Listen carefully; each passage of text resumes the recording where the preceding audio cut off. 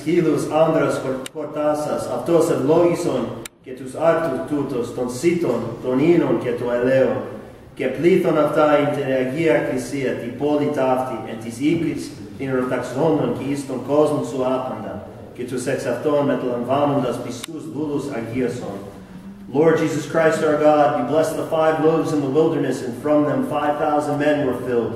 Bless now these loaves, the wine, the oil, and multiply them in this holy church, this city, and the homes of those who celebrate today in your whole world, and sanctify your faithful servants who partake of them. For you are he who blesses and sanctifies all things, Christ our God. To you we give glory together with your eternal Father, your all-holy, good, and life-giving Spirit, now and forever, and to the ages of ages. Amen. Lucy